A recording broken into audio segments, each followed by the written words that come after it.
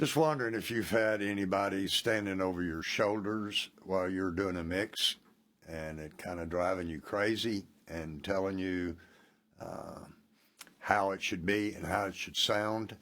There's many terms that we can call that person who might be there. There could be a producer, it could be an engineer, that could be a part of the group, it could be uh, the bass player's wife, it could be most anybody.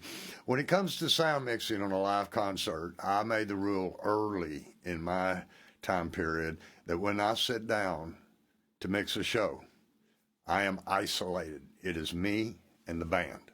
That is all there is. I somehow try to picture out that there's 30, 40,000 people around me and I've got to do this or that to impress them or not. That's not part of the equation. It's me and the band talking to each other and playing with each other. When we play together, the music comes out the way it was intended. I think when it's generated on the stage, it's my job to extend that on out to deliver that to the audience. So many of us sit in that position, the mix position, and be able to control this mix. And it's a wonderful position to be in. Those that do it, you know what I'm talking about. And it's just it's one of the greatest ways of, I think, being entertained by music. So, but sometimes we have somebody standing behind us yelling at us and telling us things to do. I'm only going to tell you some of my thoughts on that. One is that I said it is just me and the band. And I will say to this person, whoever it is, and it might even be an employee, it might even be the manager of the band. And I try to say in a very polite and dignified way, I've got 22 more hours of the day to talk about this show, and I'll do anything you want me to do, and I'll consider any changes you want me to make. But these 2 hours of showtime, don't say a word to me. You distract me. I get on a track, what I call a track. You're rolling good. Your execution is rolling well. Your cue's on time. You're balanced everything nicely. The show's going well, and then somebody's darting something in my ear that immediately takes me off track. And it takes me a little bit to get back on track. So if it takes some yellow police caution tape around that console, I generally tell the engineers that work with me, the audio engineers that work with me on tours, don't let anybody come up and talk to me during the show. Just not allowed. Like I said, once the show's over with, I'll talk with you the other 22 hours of the day. And you can tell me whatever you think, and I'll improve it. And we're going to do another segment here on show recordings and talk about that a little bit more as well. I found recordings to be very beneficial in my progression of understanding the audio of the band that I'm mixing, their arrangements, how they are, how I do things. It's very important. But back to the subject that I'm trying to make clear here. Make sure that when you mix, you politely and make a point of it. Once the show starts, it's just me. And focus in on what's happening. When you see and you look at the stage and you see the instruments and you balance them accordingly, that you make sure you want to hear everything that you see. And then now you're following a sequence of what you know the order of that song, things that need to come up and down, hook lines that need to be expressed that made that song a hit in the first place, so on and so forth. And so many of us do have that option. I mean, there's, I think, I wouldn't know what percentage of people have this thing going on at their side of their head. It kind of amazed me. I've had people come sit out at the console with me at a large console. They sit behind me, and they sit back there and they talk during the show, and that just baffles me beyond words. Why would you even go to a rock concert and talk through it? But nonetheless, to me, I hear a percussive chatter behind me.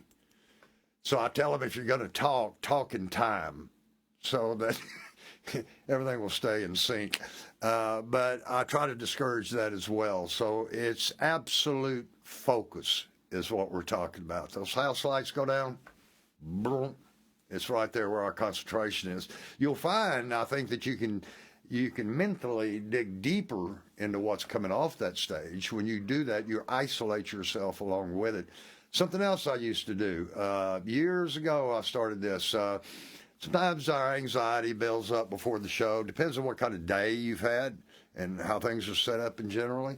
And I found that there was a time period, quite some long time period, that I would purposely, right before the show, right before I would walk out to the console, knowing that the house lights would be out at any second for the show, I'd find a room or a space that I could go into. And I don't know if it's meditate is the word, but I just want to be there in silence. I don't want to be interrupted, and let my mind just kind of relax. Once again, we know that feeling that when I have gone out to the console earlier at times, this is not always a general rule, and you can't always do it. But I'm saying I've gone out to the console right before the beginning of the show, and then somebody starts talking to me, and that's great. And we're just having a conversation, talking about the show last night or where we're going or what we're doing or what you do today. And then, boom, suddenly the house lights are out. And then, bam, I got to shift that focus there. So for me, it makes a big difference. It makes a big difference on your mental focus on what's going on. And once you lock into that band, there's no better feeling. There is no better feeling. I'm part of this band. I am playing my instrument. I'm detached from them, but I'm playing my instrument along with theirs.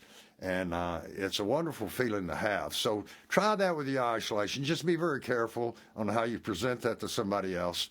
That, hey, turn me loose with it. David Gilmour said to me at the rehearsals once, I remember, starting in Pink Floyd, when I was trying to time the echo of a song, us and them, and get the intervals in milliseconds into my delay line. And David walked up and he just, during the sound check, and just said, hey, what's going on? And I said, I'm timing this echo so it'd be just like the record. And he said, Buford, you don't have to do it like the record. He says, be an artist and paint this picture however you see it.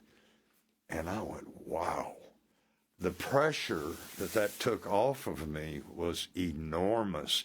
And I knew what he was saying. He wasn't saying just go out here and experiment and have fun. No, Pink Floyd has a signature, and we stay within that signature, but yet you have experience as a sound mixer. Maybe you have something to offer us. So don't think that you have to do it exactly the way it was done in the studio on the record.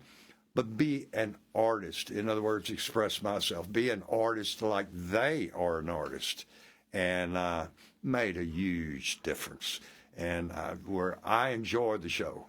When I go out there, I want to enjoy it just like all the audience members enjoy it. So keep that in mind. Ask me some more questions or anything else that comes to your mind on things like this and concert touring, and I'll be most happy to respond to you. You know the subscribe channel thing and all of that, and I hope to hear comments from you on more subjects and ideas you'd like for me to talk about. Thank you very much.